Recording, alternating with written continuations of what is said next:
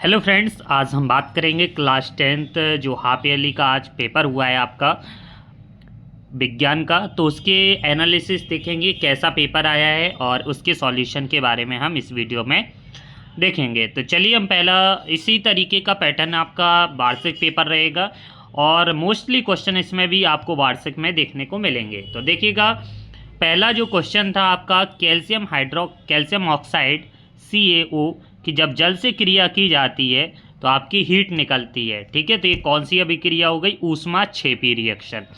फिर है निम्नलिखित में से कौन सी धातु कमरे के ताप पर द्रव अवस्था में पाई जाती है? वो है मरकरी। इसके बाद है पेंटेन का आणविक सूत्र है, तो इसमें सहसंयोजक बंध पाए जाते हैं। देखिएगा, पेंटेन 12 हाइड्रोजन बंधों से जुड़ा रहता है, एक कार्बन 4 हाइड्रोजन से पहले जुड़ा रहता है, तो टोटल आपके यहाँ पर 16 हो जाएंगे। तो पेंटेन का आपका कितना हो जाएगा? 16 सहसंयोजी बंध।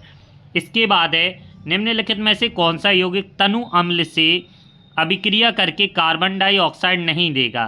तो खाने वाला नमक NaCl नहीं देगा, बाकी सारे चीज़ें देगी आपकी। लेंस की क्षमता का मात्रक ये तो सभी को पता है, डायोप्टर होता है। एक व्यक्ति 2 मीटर से अधिक दूरी को वस्तुओं को स्पष्ट रूप से नहीं देख पाता है, तो किस क्षमता वाले लेंस का उपयोग किया जाता है? 2 मीटर से अधिक नहीं है तो उसे निकट दृष्टि दोष है, यानी निकट दृष्टि दोष में उत्तल लेंस, और आपकी जो फोकस दूरी रहेगी वो ऋणात्मक। ठीक है, तो यहाँ पर इसका मान आएगा P बराबर 1/f, तो यानी P बराबर 1/2 to 5 × 10.5, जो कि माइनस का रहेगा आपका -0.5 डायोप्टर। इसके बाद है देखिएगा, रिक्त स्थान की पूर्ति कीजिए, खाली स्थान।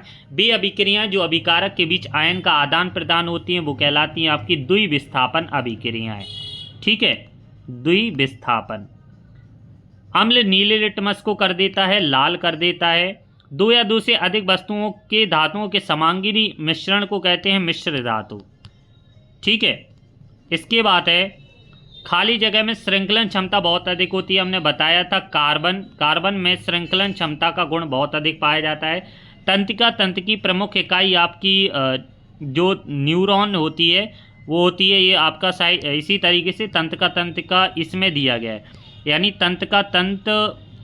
वृक्क की संरचनात्मक इकाई है। तो तंत्र की प्रमुख इकाई आपकी वृक्क हो सकती है, इसका देख लेना थोड़ा और कमेंट कर देना।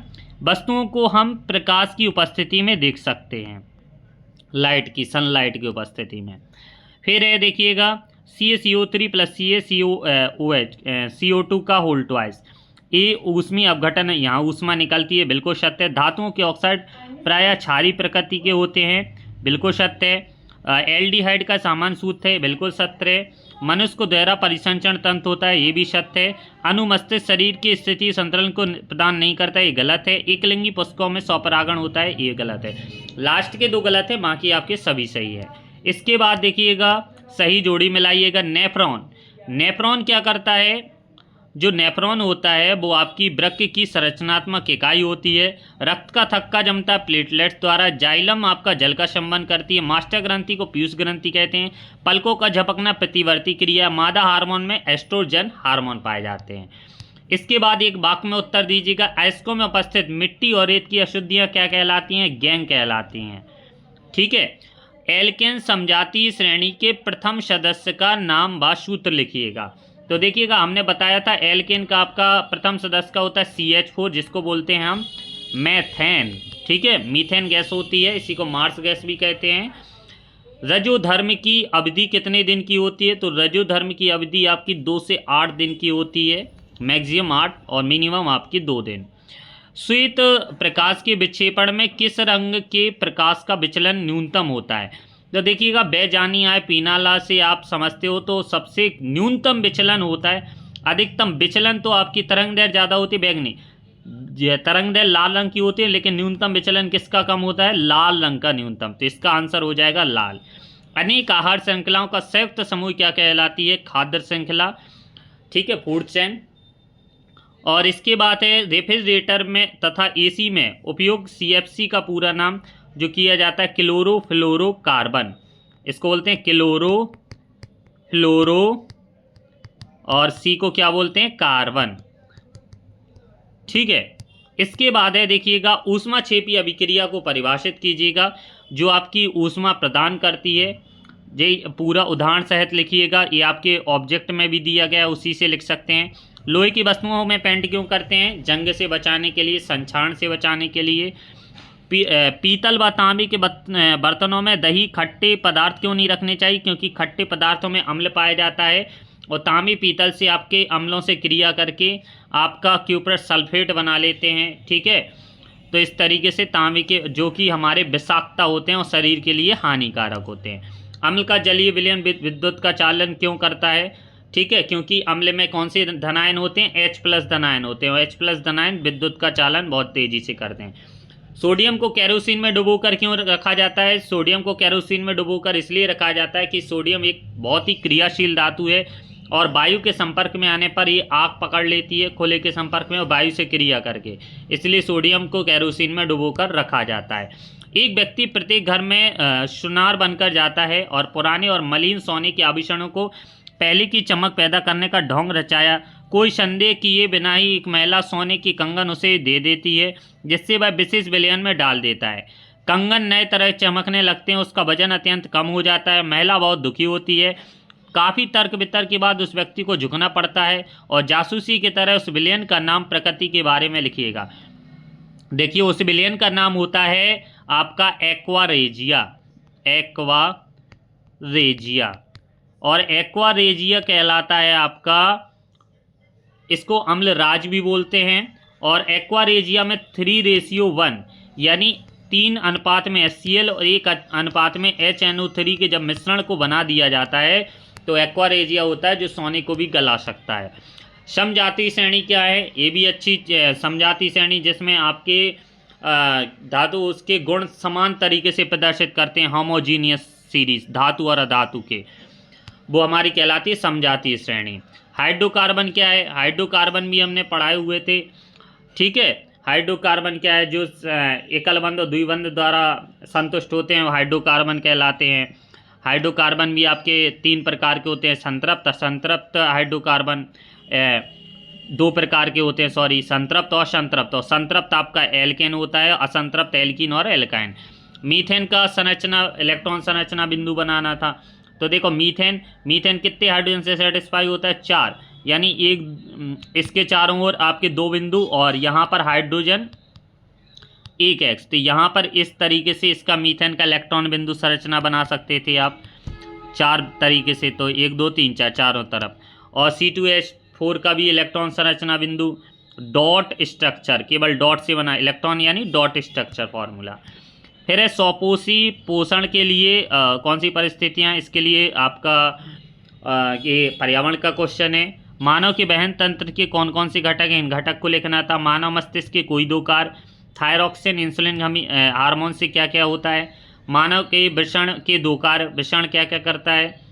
ठीक है, फिर है ऋतुस्राव क्यों होता है? कारण स्पष्ट कीजिएगा। उस उत्तल लेंस की फोकस दूरी ज्ञात कीजिएगा जिसकी वक्रता त्रिज्या दी गई। उत्तल दर्पण दिया गया है, हमने बताया था उत्तल दर्पण की फोकस दूरी होती है धनात्मक, तो धनात्मक आनी चाहिए, जिसकी वक्रता त्रिज्या r बराबर 32 दी गई है, तो f बराबर 32/2 बराबर कितना आ जाएगा? +16 सेंटीमीटर। 2 मीटर फोकस दूरी वाले अवतल लेंस की क्षमता ज्ञात कीजिएगा, तो इसका तो p बराबर आपका +0.5 डायोप्टर आ जाएगा आंसर। गोली दर्पण किसे कहते हैं? ये कितने प्रकार के होते हैं? गोली दर्पण आपके पता है कि जब कोई गोली खोखले गोले के किसी परावर्तक पृष्ठ की किसी एक भाग पर कालिक कर दी जाती है तो एक भाग आपका परावर्तक, दूसरे भाग आपका परावर्तक पृष्ठ की भांति व्यवहार करता है, जिसे हम दर्पण कहते हैं।